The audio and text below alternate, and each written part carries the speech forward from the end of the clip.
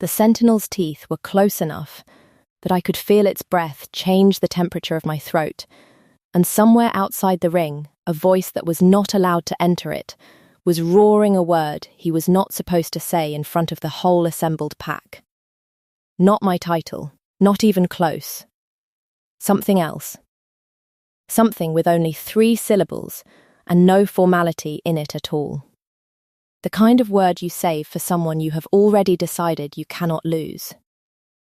I did not look toward the voice. I could not afford to. I kept my eyes exactly where they belonged, on 400 pounds of trained, snarling wolf that someone had very deliberately forgotten to leash, and I told myself the same thing I had told myself the first time I ever hid from him. Do not run. Whatever you do not run. 9 weeks before any of that, I was hiding behind a cart of very ordinary cabbages, for reasons that had nothing to do with wolves and everything to do with not wanting to be looked at. My name is Tilda, and I have never in my life wanted to be looked at. Which is an inconvenient thing to want when you are an omega in a king's territory, and the king's territory has opinions about omegas standing still long enough to be counted. I was 21 that spring, market-born and market-raised, 3 stalls down from where my mother had sold vegetables before me. And I had exactly 1 skill worth mentioning, I could tell, from 6 paces, whether a man intended to haggle honestly or waste my morning. It is not a skill anyone writes songs about. It has kept me fed for 9 years regardless. Thorncrest was alpha country, same as every territory in the north, which meant the pack's hierarchy sat over the whole town, like weather nobody voted on. Alphas at the top, ranked warriors under them, betas running the ordinary business of the pack, and omegas. Omegas were a category everyone had opinions about, and nobody quite agreed on. Gentle, biddable, suited to a king's household, if a king ever bothered to look twice.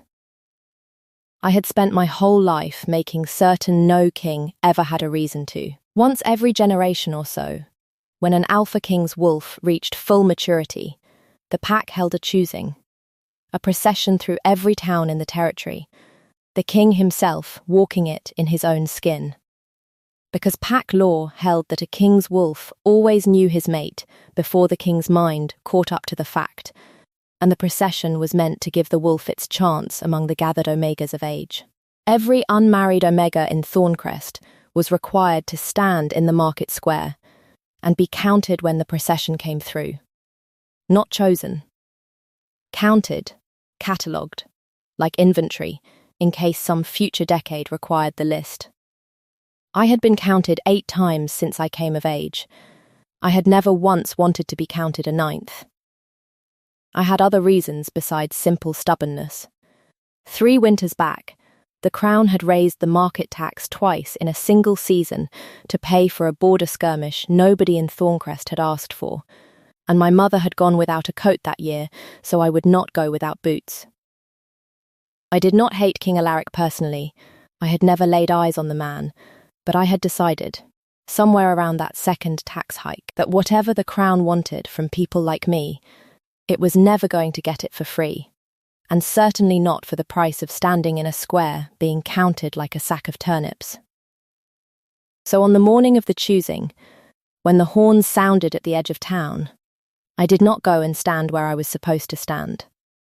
I ducked behind my own cart, wedged myself between a crate of cabbages and a barrel of turnips, and held my breath. The procession was, I will admit, magnificent.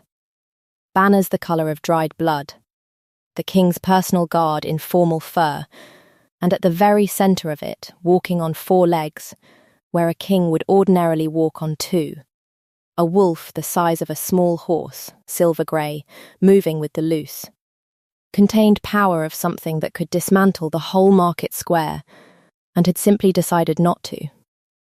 That was pack law too, the older women in the market always said. A king processed through his territory in his own skin, at least once each generation, so his people could see the shape their protection actually took. I held my breath and watched the pause go by. I thought I had gotten away with it. Then the pause stopped. I heard the crowd's murmur change texture. Confusion first, then something sharper. I heard a man's voice say something too low to catch, and then, unmistakably, the particular silence of several hundred people holding their breath at once. Something large nosed the crate of cabbages aside like it weighed nothing, put its head directly into the gap where I was hiding, looked at me with eyes the colour of a struck match, and sat down. Just sat. Tail curled around its paws, ears forward, entirely, insufferably pleased with itself, like a very large dog that has found where you hid the good bone. I was still holding a cabbage. I do not know how long I stayed frozen there, crouched in cabbage leaves, staring at 400 pounds of king, before the king himself remembered he had a human shape and used it. The shift happened the way I am told all alpha shifts happen, when the wolf is not fighting for its life, fast, and a little ungraceful, fur retreating like a tide going out, until a man crouched where the wolf had been, someone already draping a cloak over his shoulders before he had fully finished shifting, looking at me with an expression of pure, uncomplicated bewilderment.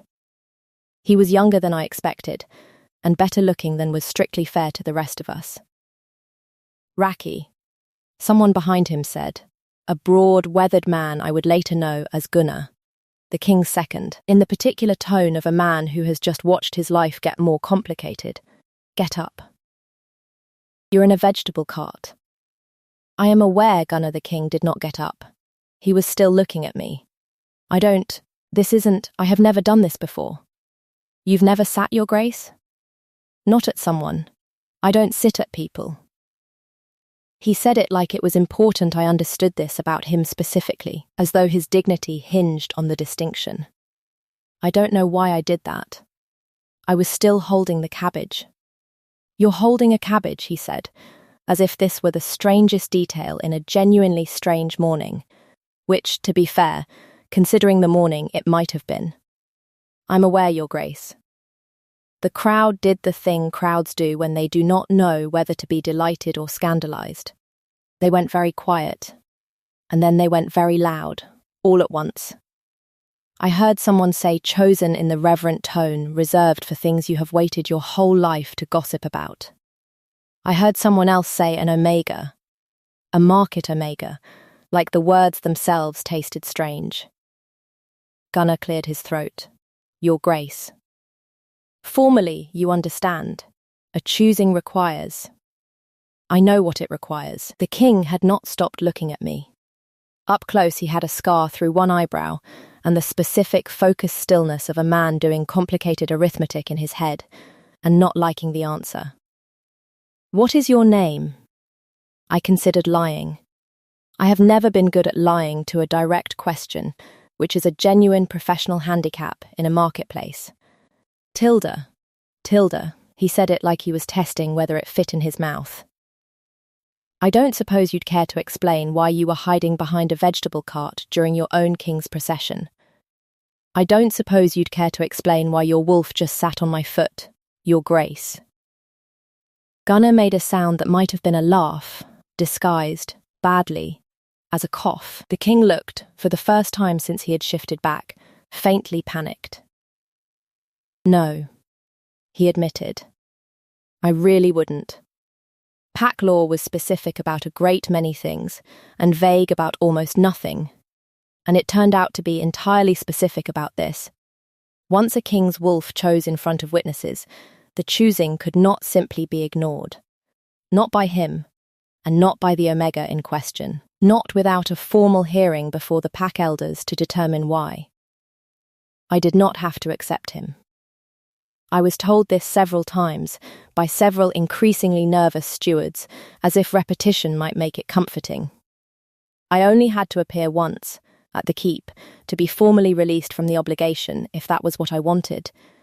I fully intended it to be what I wanted, and told myself so the entire cart ride to the keep, still holding the cabbage I had somehow never put down, because someone had decided it would look strange for me to arrive at the king's own castle empty-handed after everyone in the square had watched me hold it for a quarter of an hour.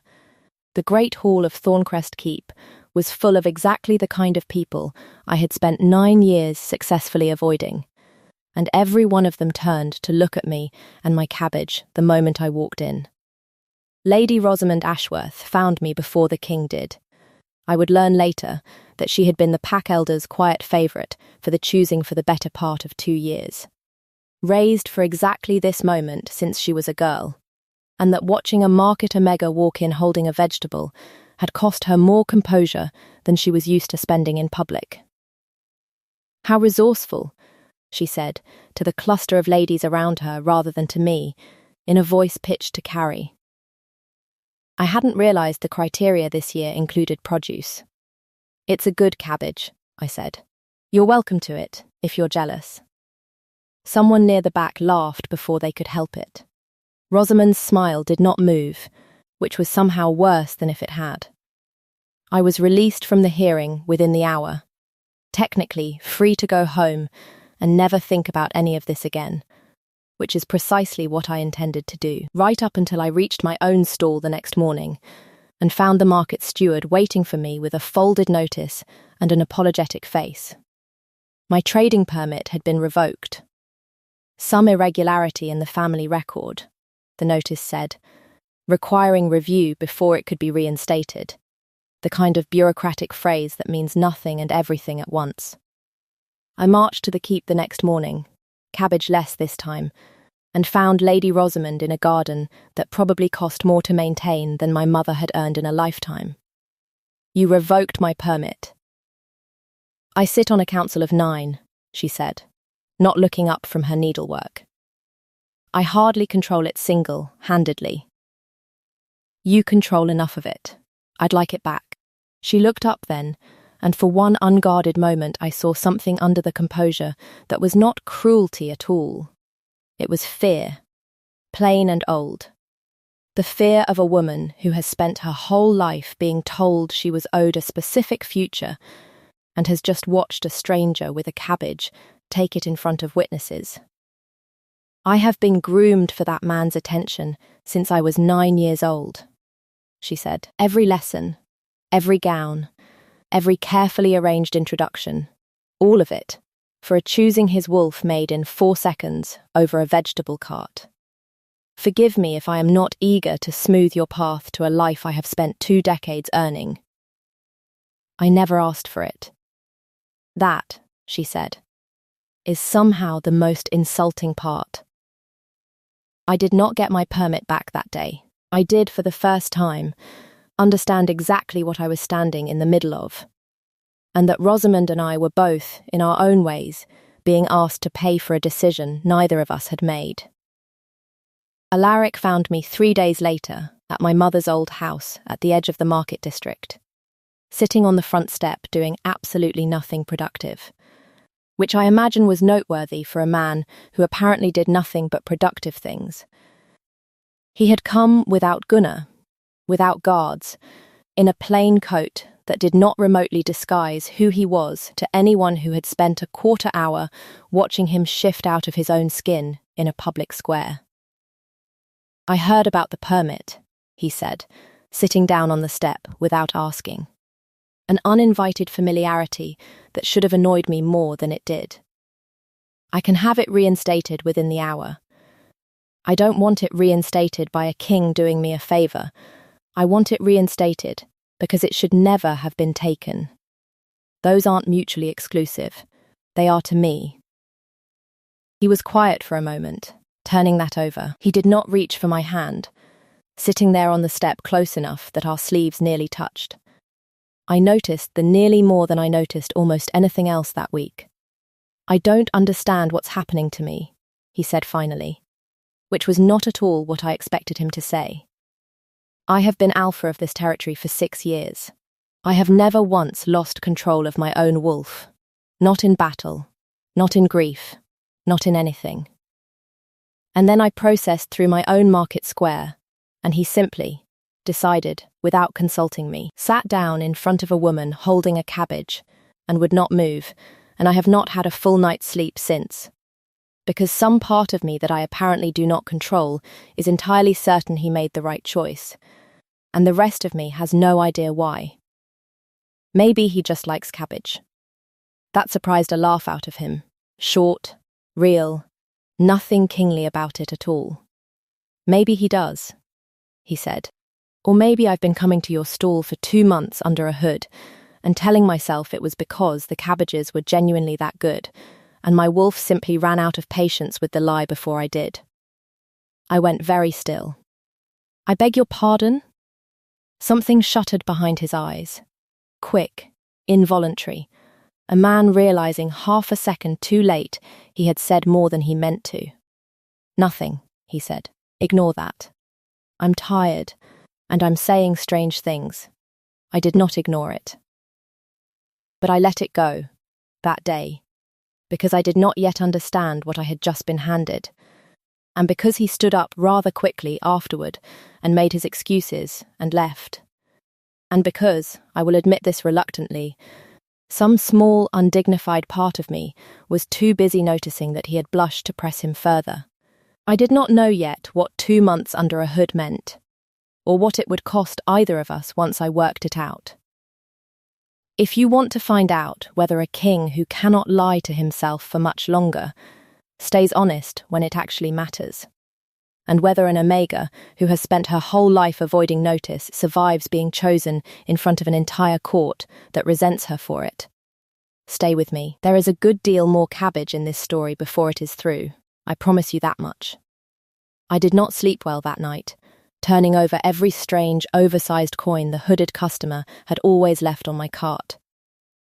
Every odd question he had asked, every time he had vanished the moment real trouble showed up nearby, like a man who could not risk being seen. By morning I had worked out the whole of it, and I did not wait for an appointment. Gunnar took one look at my face at the keep door and stepped aside without a word.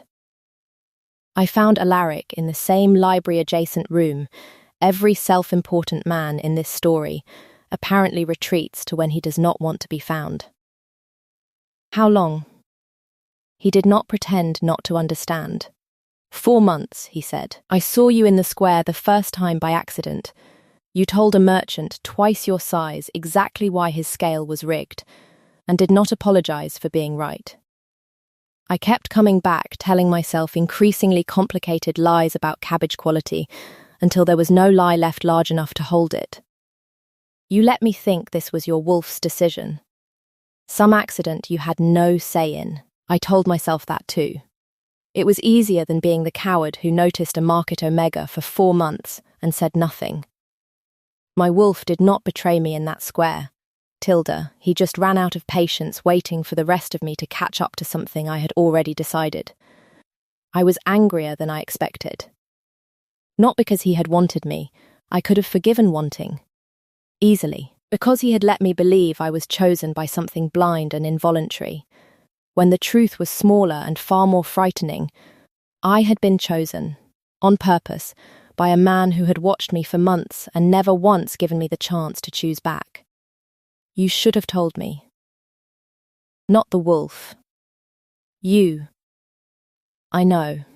I don't like being managed, not by the crown, not by pack law, and not by a king too frightened of his own feelings to say them out loud. Something in me went very still and very clear, the way it does when you finally understand exactly what you are willing to fight for and exactly what you are not willing to forgive. If you want me, I said, you are going to have to want me honestly. From now until whenever this ends. No more hoods. No more wolves doing your talking for you. Agreed, he said, quiet and entirely serious, no trace of the bewildered boy who had sat in a vegetable cart. Honestly then, I would like to court you. Properly, in my own skin, in daylight, without a single lie between us. That's a start.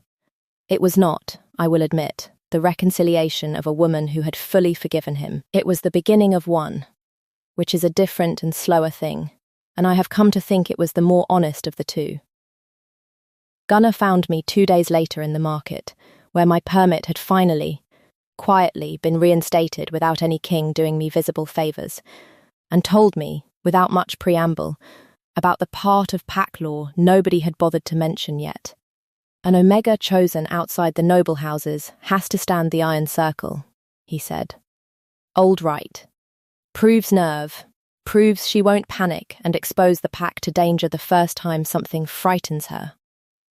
A trained sentinel, muzzle broken, trained to stop the charge a hand's width short. It looks terrifying. It is technically quite safe. Technically, the handler controls the leash length, as long as the right person is holding it. I understood the shape of that warning even before I asked who usually held the leash, and I understood it even better when Gunnar told me the answer was. This season, a man whose gambling debts Lady Rosamund's family had recently, and rather generously forgiven. Tell Alaric, I said. Tell him what? That a man who has served the pack honestly for 11 years once accepted a kindness from a noble family, the way half the keep has at one time or another. There's no proof in a forgiven debt, Tilda. There's only a shape I don't like the look of. Gunnar's jaw worked. I'll be watching the yard myself. That's the most I can promise you without accusing a man of something I can't yet show. I did not sleep the night before the trial either. I spent it instead in the still room behind my own stall, sharpening a skill I actually possessed, which was standing my ground in front of something large and unreasonable, and refusing to be the one who blinked first. I had done it for 9 years with merchants. I told myself a wolf could not be so very different. I did not know, that night, that 2 streets away Lady Rosamund was standing in her own garden with the handler, speaking too quietly for the servants to repeat with any confidence, pressing something small and folded into his hand that was not, whatever else it was, an apology. I only learnt of it afterward, in pieces, the way you learn most of the worst things that happen to you, too late to stop them, in time only to understand why. The iron circle stood in the old training yard behind the keep, a ring of iron stakes strung with chain, ancient enough that generations of nervous Omegas had stood exactly where I now stood, in a plain grey dress, watched by every ranked family in the territory. Alaric was not permitted inside the ring. That was also old law. Older than the crown itself, the trial had to prove her nerve alone, unaided, or it proved nothing. He stood just outside the chain, close enough that I could see his jaw working, and did not so much as blink through the entire ceremonial reading of rites, most of which I did not hear because I was watching the handler lead the sentinel in. Gunnar stood 2 paces from him, close enough to the chain that I understood, without being told, that he had chosen that spot on purpose. Lady Rosamund sat with the ranked families, hands folded, composure fixed so carefully in place that I only recognised it, from the garden, as a mask worn over something else entirely. I did not have time to decide what that something else meant. An elder was already reading the old words. Nerve unproven is a danger to the whole pack. The right is mercy dressed as trial. Words I had heard recited over other Omegas my whole life, and never once expected to stand inside myself. It was an enormous wolf, dust brown, scarred along one shoulder, muzzled with a chain lead the handler was meant to snap taut at exactly the right distance. He did not snap it taut. He let it run. The sentinel came at me full speed, and every ceremonial pretense of a controlled charge went out of the moment along with the slack in that chain. The sentinel's teeth were close enough that I could feel its breath change the temperature of my throat, and somewhere outside the ring a voice that was not allowed to enter it was roaring a word he was not supposed to say in front of the whole assembled pack. Tilda. 3 syllables. No formality in it at all. The kind of word you say for someone you have already decided you cannot lose. I did not look toward the voice. I could not afford to. I kept my eyes exactly where they belonged. On 400 pounds of trained, snarling wolf, that someone had very deliberately forgotten to leash, and I told myself the same thing I had told myself the first time I ever hid from him. Do not run. Whatever you do, do not run. I did not have a lullaby for this one. I did not have anything, except 9 years of standing behind a cart telling large, difficult men exactly what I thought of them without flinching, and I decided, in the half-second I had to decide anything, that a wolf was simply a very large, very difficult customer, and I had never once given one of those the satisfaction of watching me back down. Sit, I said. It was not a plea. It came out flat and certain, the exact tone I used on merchants who tried to shortchange me, and for one suspended moment the entire training yard held its breath along with me. The sentinel skidded to a stop close enough that its shoulder struck my knee, hackles still raised, breath still ragged with the speed of the charge it had not been meant to complete, and sat. My arm was bleeding, a shallow claw graze along the forearm from the last half-second of the charge, nothing that would scar deep, but enough that the front of my sleeve had gone red before anyone reached me. Enough that I felt my knees discover, rather belatedly, that they had opinions about what had just happened. Alaric was over the chain and inside the circle before the right technically allowed it, breaking a law older than his crown without so much as slowing down, and had both arms around me before the sentinel had finished settling. You're bleeding. I'm aware, Your Grace. He made a sound that was not quite a laugh, rough and relieved and furious all at once, and did not let go. The handler did not survive the next quarter hour with his composure intact. Gunnar had him by the collar before the chain had finished rattling on the ground, and it took very little pressure Gunnar seemed to enjoy applying, before he named the family who had forgiven his debts and told him, in terms he was careful to repeat exactly, that a market omega who had never faced a sentinel before would very likely run, and that a wolf permitted to fully close the distance would simply be following its training a fraction too enthusiastically, and that no one could reasonably blame a handler for an accident. Lady Rosamond did not deny it when Alaric found her, still seated among the ranked families, her composure only just beginning to crack at the edges.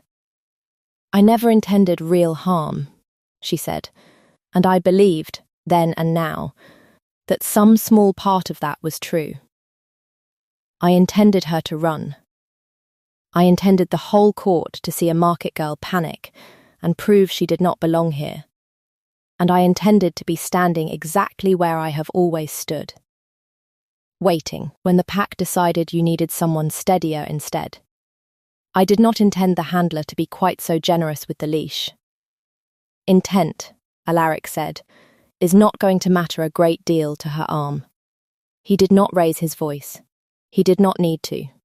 You are stripped of your council seat, effective today. Your family's trade concessions in the Eastern District are revoked pending a full accounting of what else that seat purchased over the years. You will not be exiled. I am not interested in manufacturing a second victim out of a woman who was, in her own way, promised something and then had it taken from her by my wolf's very bad timing. But you will not sit within a council of mine again. Then he turned, in front of the entire training yard, in front of every ranked family who had spent weeks deciding whether I belonged there, and knelt at my feet the way I had once knelt in cabbage leaves hiding from him, which felt, under the circumstances, like the correct kind of justice. I have spent 4 months being a coward about this, he said, loud enough to carry to the back of the yard, and I am finished with it. Tilda of the market district stood in an iron circle alone, with no rank and no house behind her name, and did not run, and I am not interested in a single opinion in this yard about whether she belongs at my side. She has already proven it more thoroughly than any of you ever will. That's not really a question, I pointed out, my arm still stinging, my knees still unreliable. You didn't ask me anything. No, he agreed, and stood, and did not let go of my hand. Will you have me? Honestly, no hoods, no wolves doing my talking. Took you long enough. I kissed him first, in front of the entire training yard, in front of Gunnar's undisguised grin, and Rosamund's very disguised relief, and several hundred ranked witnesses who would talk about it for a decade. And it was brief, and it was mine to give, and it settled something in my chest that had been braced for 9 years against exactly this kind of looking. The healer stitched my arm that evening and told me it would scar, thin and pale, and I decided I did not mind. A market omega ought to have at least one mark to show for standing her ground. The weeks after were not simple. 2 of the 9 families on Rosamund's council resigned in solidarity with her and made certain everyone at court knew it was a protest, not an embarrassment. A ranked cousin of hers tried, briefly, to have the whole choosing declared invalid on a technicality about market-born blood that pack law had not enforced in 2 generations, and was quietly and firmly told no by elders who had watched a sentinel nearly take my arm off and had opinions of their own about where that blame belonged. Being chosen in front of witnesses does not make the choosing comfortable for anyone involved. It only makes it true, which I have found matters more, most days, than comfortable ever did. 6 months later, my stall still stands exactly where it always has. Permit intact. Though these days it is watched over by an unreasonable number of guards who insist on browsing and buy considerably more cabbage than any household could possibly need. Alaric visits without a hood now, most weeks, and still overpays, and still asks strange questions, though these days I know exactly why. My mother would have found the whole thing absurd, I think, and then she would have asked the guards to pay full price like everyone else. I sell a king's own guard cabbage at market rate, and not a coin less, on principle, and Alaric has learnt better than to argue about it in front of me twice. Gunnar has taken to calling me the cabbage queen in front of visiting dignitaries specifically to watch Alaric's face do something complicated. I have decided to let him keep doing it. A king should have at least one person left who is not afraid of him, and it may as well be his own second. Rosamund, to everyone's surprise, including her own, has become something like a friend. Not warm, not soft, but honest in a way court rarely allows, and the one person at every gathering who will tell me plainly when a gown looks ridiculous. We do not speak of the Iron Circle. We do not need to. I still keep a cabbage on the counter of my stall, the same variety, every week, though I have never told Alaric why. Some nights I catch him looking at it the way he looked at me that first morning, faintly bewildered, entirely certain, a man still catching up to a decision his better half made for him months before he found the courage to admit it. I hid so well that day. I really thought I had gotten away with it. I have never, not once since, been sorry that I had not. I still wonder what would have happened if that handler had been an honest man, or if Rosamund had simply let me run, instead of engineering a wolf with real teeth to prove her point. Do you think Alaric should have told me about the hood sooner, or do you understand why a king spent 4 months too afraid to say it out loud? Tell me your theory in the comments. Comment cabbage if you want to hear the story of the first time Alaric tried to haggle honestly and failed spectacularly. And if you want more nights like this one, a king too oblivious to know his own heart, an omega who never once ran when it counted, and a market stall that somehow ended up at the centre of an entire territory's gossip, stay close. There is more of Thorncrest left to tell. Where are you listening from tonight? I would love to know.